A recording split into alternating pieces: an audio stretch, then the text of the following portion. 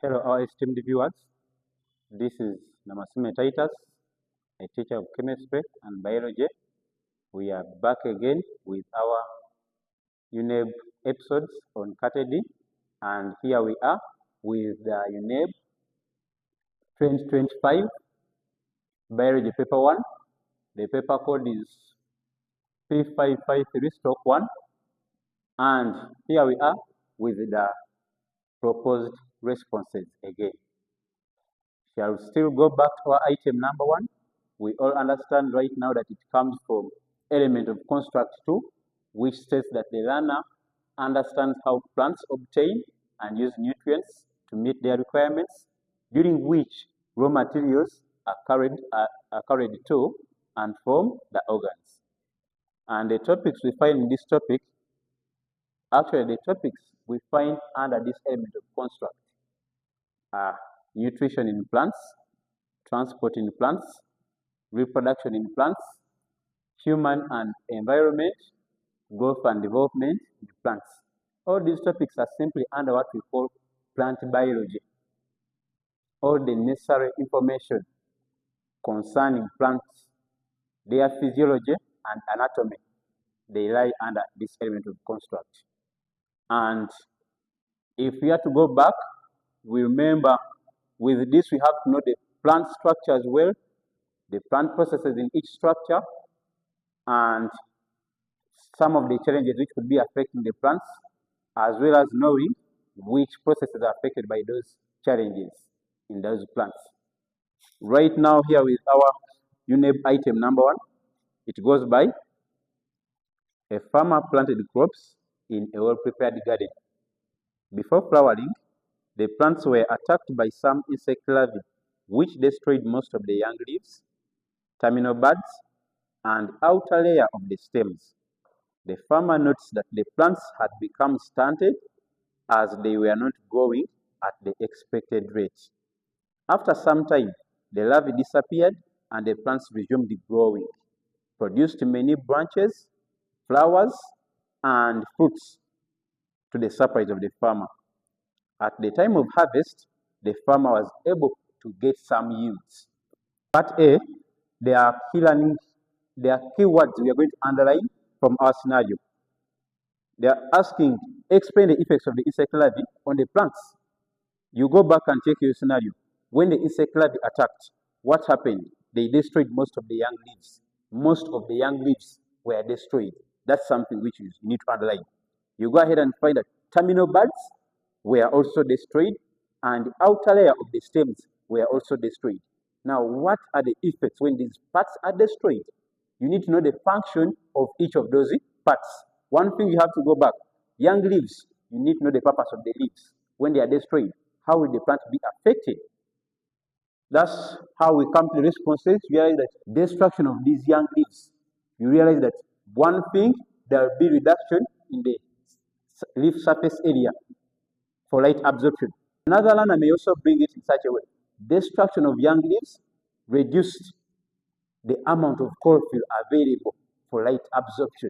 And once chlorophyll has been destroyed within the leaves, you realize there will be little sunlight energy absorbed by the plants for photosynthesis. So how shall we phrase it properly? You realize that we shall just simply phrase it that destruction of young leaves reduced the leaf surface area and chlorophyll available for light absorption, therefore leading to a low rate of photosynthesis, which results into reduced food production. Then the other part we need to know about the leaves. Leaves, much as they contain chlorophyll for light absorption, they also contain stomata, meaning once they are destroyed, we shall no longer have the stomata. So another learner may also have it in a way that destruction of young leaves led to loss of stomata, which affected or interfered with gaseous exchange, and therefore resulted into limited uptake of essential gases by the plants. We all understand that these plants have the stomata which are useful for taking up carbon dioxide for photosynthesis and oxygen for respiration. Now, once we no longer have the young leaves, the plants will not be able to take up those essential gases. The other part which was destroyed was the terminal buds. I'll still take you back to to our topics. We have the terminal buds. Where are they coming in from? We have growth and development in plants. Whereas when you go back to growth, you talked about apical meristems. These apical meristems are simply found within the terminal buds, and they are important for growth. Now realize that once the insect larvae have destroyed the apical meristems within the terminal buds, growth will be affected.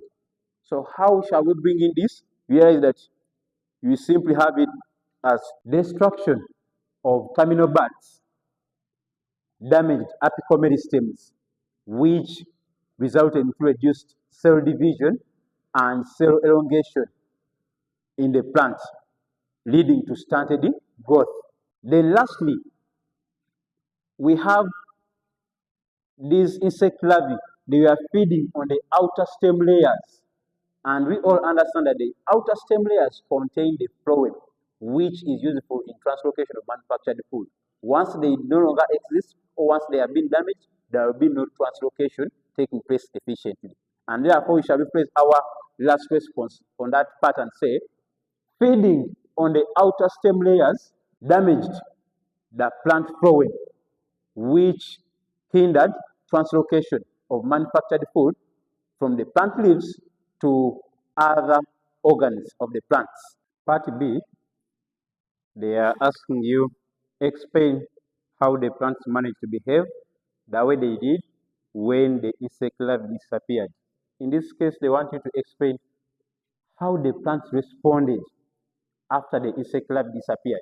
When the insect larvae disappeared, what did the plants do that enabled them to give some yields? That's the question being directed to you. And now, you check back and check in the scenario. After some time, on the second paragraph of the scenario, they say, after some time, the insect larvae disappeared and the plants resumed growing, produced many branches, leaves, flowers, and fruits to the surprise of the farmer. What enabled these plants to do that? In this case, you have to realize that these insect larvae had removed the terminal buds, which are containing apical meristems important for primary growth. If you check on plants, they have the terminal buds and axillary buds. You realize that in the presence of the terminal buds, the axillary buds are suppressed, and therefore the plant tends to undergo more of the vertical growth. But once the terminal buds are moved, the axillary buds are activated, and primary growth resumes more. Cell division takes more place in the axillary buds, and you end up seeing branches developing quicker or faster. So realize that these plants, the apical buds were removed.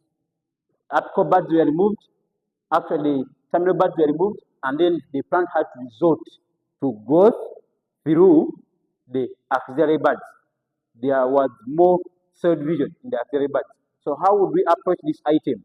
One thing we have to also understand that how did the plant respond?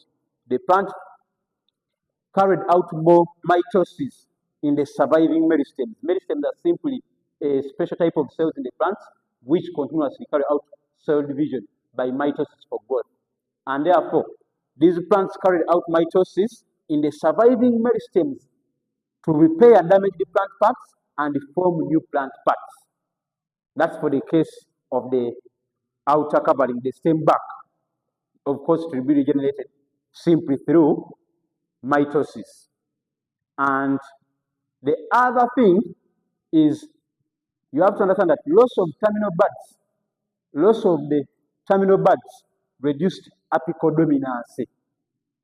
Loss of the terminal buds reduced apical dominancy, which activated primary growth or mitosis in the axillary buds that resulted into formation of many branches and leaves, which increase the surface area for light absorption for photosynthesis, as we have it there.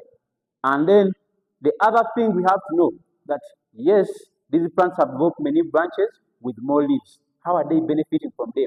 Whereas that these new leaves which have been produced from the shoots these new leaves which have been produced from the branches, they will contain more chlorophyll and stomata for increased light absorption and gaseous exchange, respectively, which increases food production to enable the plant to give some yields.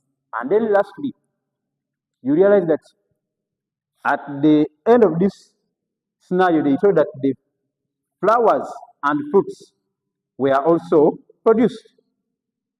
How was this enhanced? You realize that they increased the food production from these leaves, provided enough nutrients that supported the growth of flowers, which were later fertilized or pollinated and developed into fruits that enabled the farmer to get some yields. So that's how we approach this item part B. And down here, I've just given highlights of the responses. These are simple highlights. They're not the final responses. I've just simply highlighted essential parts of the responses. The rest of the responses in full details are found in our app, the Category app. Go check in the Category app, download it, or check it out on the website and find out the full details of the solutions to item 1 of UNEB. Thank you for listening. Have a good time.